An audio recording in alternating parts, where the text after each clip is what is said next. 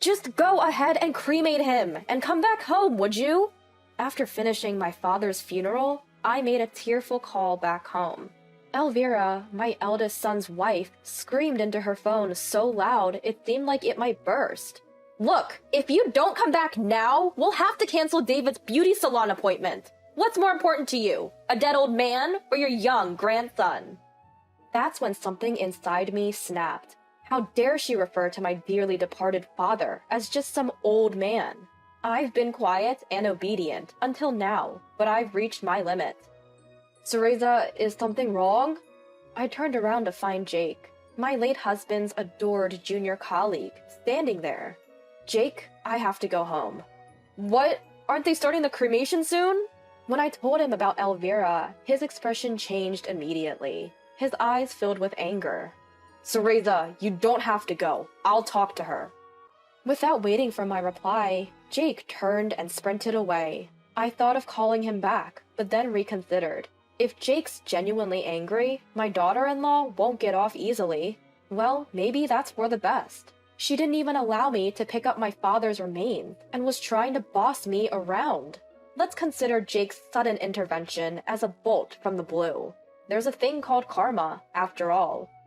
I'm Cereza, a 55-year-old administrative assistant at a pharmacy.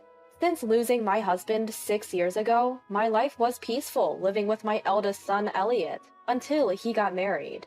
He works factory shifts that don't align with my schedule, but life was tranquil. The tides turned about 4 years ago. My eldest son suddenly announced he was getting married. Turns out his girlfriend was already pregnant. Things just sort of flowed that way on our third date. You could say we were blessed with a baby. Third date? You've barely been together. What can you do? A child is on the way. There wasn't much I could say to that. My daughter-in-law had lost her parents at a young age and had no one else to rely on for her first childbirth. So they moved into my house. Having a stranger in my home didn't sit well with me, but given the circumstances, I couldn't say no. After moving in, my daughter-in-law started out humble enough, but that changed after giving birth. I've shown mother-in-law her grandchild's face, and one day I'll be the one taking care of her. I'm busy with the baby, so you can handle all the household chores.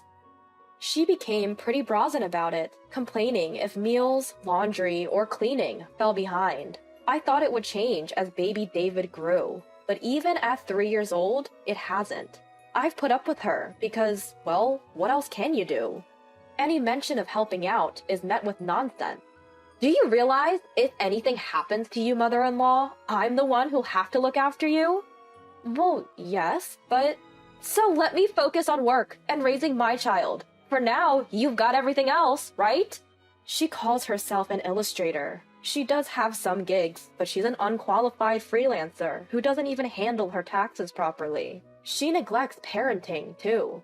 For some reason, she insists on bathing the child herself, but beyond that, she doesn't seem to care much. She shows zero concern for my son, who's burning the candle at both ends with his 3-shift job. All she seems to care about is her long, straight hair, which she treats at expensive beauty salons.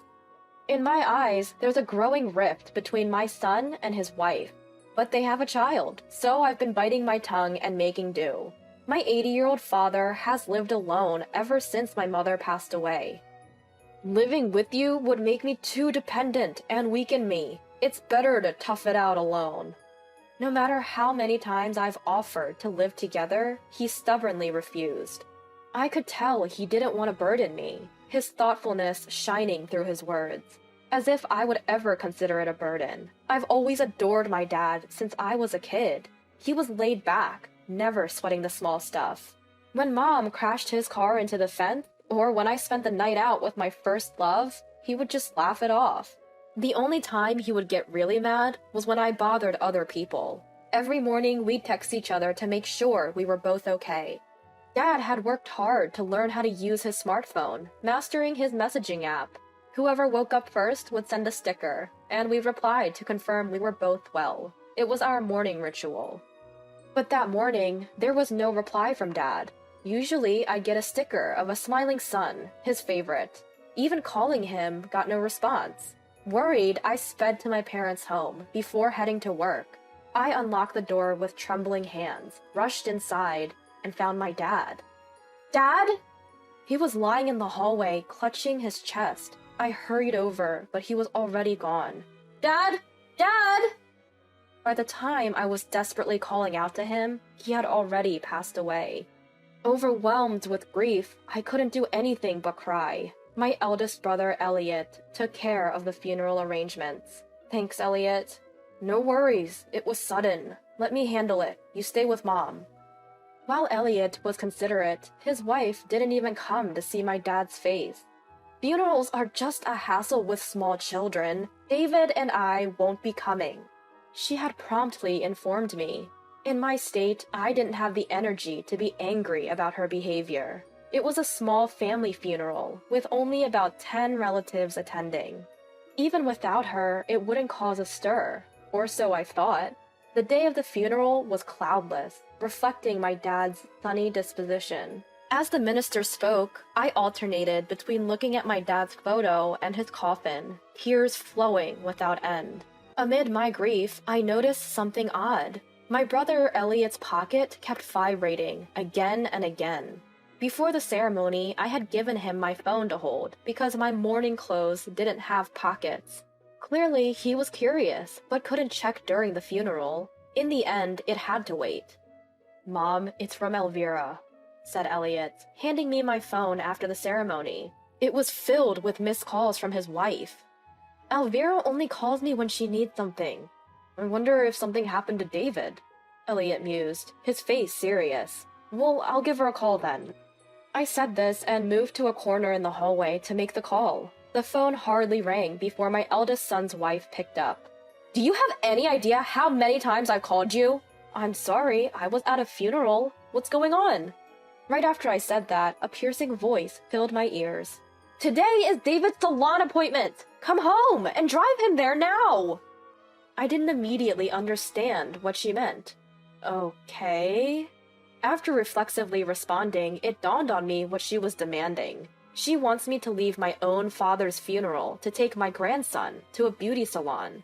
But I can't. My father's cremation is about to start. I can't take David today. What? Cremation? Your grandpa isn't coming back, you know. Really? Did you just say that? Elvira, it's inappropriate to call my father's cremation that. Just let them burn him and come back home. Ignoring my objections, my eldest son's wife ranted on. If you don't come, David's appointment will be canceled. Who's more important, a departed elder or a young grandchild? I can't believe you. Just come home, right now! She left it at that and hung up. I was at a loss for what to do next. As I stood there, bewildered, forgetting to even lower my phone, a voice called out from behind me. Teresa, is everything okay? At that moment, it was Jake who spoke to me, my late husband's devoted junior colleague. He still visits my husband's grave every year on the anniversary of his death, a very dutiful young man. He can be quite intimidating when angered, but he's always treated me with the same respect and care as he did my husband. Today, he came to the funeral because he felt that my father was like a parent to him as well. Jake, I have to go. What? Isn't the cremation starting soon? My daughter-in-law insists I take my grandson to a beauty salon now. What's going on? I told the shocked Jake about Elvira's regular attitude and the recent conversation, how she tries to boss me around and treats me with arrogance, and how she had the audacity to call my father a dead old man. Teresa, don't worry about going. I'll talk to my wife. Fuming, Jake immediately turned back and took off running. Knowing Jake, he probably didn't actually go to chat with his wife. Mom, are you okay? My eldest son, who came over as if on cue, gets a quick rundown of what just happened. So Jake stormed off home, right? Yes. If Elvira angered Jake, that could be a problem. Well, if that's the case, it's on Elvira, isn't it? It seems like my eldest son has no intention of stopping Jake either. In the end, I stayed to see through the cremation and the collection of my father's ashes, as planned. I only returned home after placing my father's urn on the family altar. I had planned to stay at my parents' home for a while because it felt lonely to leave my dad's ashes alone, but I had forgotten a few things. Plus, I was concerned about my daughter-in-law. "Don't worry too much about Elvira," said my eldest son, gripping the steering wheel with restrained anger. "I don't know what she'll say when we get back, but it's absurd to ask me to come home during Grandpa's funeral. It's really gotten to me." "About Elvira?" "Yeah, she dumps all the housework on you, and has even yelled at David enough to make him cry. I'm thinking of considering divorce as an option moving forward." I'm not a fan of my daughter-in-law either, but hearing the word divorce from my son leaves me conflicted. Our grandchild is still young. Can they really separate just like that? But I too am fed up with living with my daughter-in-law. I have my concerns, but I won't oppose a divorce. In the end, I only told that much to my eldest son, Elliot. They're a married couple. They should do what makes both of them happy. But how did it come to this? I lost my husband, and my son's marriage isn't going well. My father, who was always there for me, has been reduced to a small pile of ashes. Thinking about it all, I couldn't stop my tears. "I'm sorry, Elliot. Can I just cry for a bit?" With that said, I cried loudly until we reached home. When we got home, the entrance was a mess. The potted plant that had been on the shoe rack had fallen over, and sandals and shoes were scattered everywhere. Even the welcome mat had been flung to the middle of the hallway. Jake really did lose his temper. My eldest son remarked with disbelief as he took off his shoes. "If you get Jake seriously angry, it's a big deal. But Elvira's the one at fault, so it can't be helped." With that, we walked into the living room to find my daughter-in-law sitting on the sofa, visibly stunned. As we entered, she slowly turned her face toward us. Her expression was just as I had expected. There was no doubt she had been hit by an infuriated Jake. "You guys..." She slowly stood up as she looked at us. Judging by her steady stance, it seemed she had only been hit in the face. "You think it's okay to send a guy like that after me? Isn't that criminal?" "I didn't send him. I just told him what you've been doing to me, Elvira, and, well, he got angry. Who wouldn't?" "Excuse me? You think I deserve to get punched? What is he, a gangster?" "He is. A real one." At my reply, my daughter-in-law shuts her mouth. "My late husband was a gangster's son. The man who came earlier was one of his juniors. He respects me." "What did you just say?" "I told him how you've been treating me, Elvira, and how you told me to skip my father's cremation. That's why he got so mad." As I finished speaking, a loud cry rang out. I turned to find my little grandson, who had seemingly appeared out of nowhere, crying by the door. Rushing over, I scoop him into my arms. "Granny, I'm scared." "I'm so sorry, little Sue." I take my grandson to my room to calm him down. Though his tears stop, he clings to me. That's when I notice a small bruise on the back of his neck. What could have caused this? As I ponder, my son, wearing a serious expression, enters the room. "I'm going to stay at my parents' house for a while," I blurt out as I pass him our child. I want to distance myself from my daughter-in-law as soon as possible. "I get it. I don't want to be around Elvira either." "Okay, I'll handle Elvira. Don't worry." "Thank you. Please do."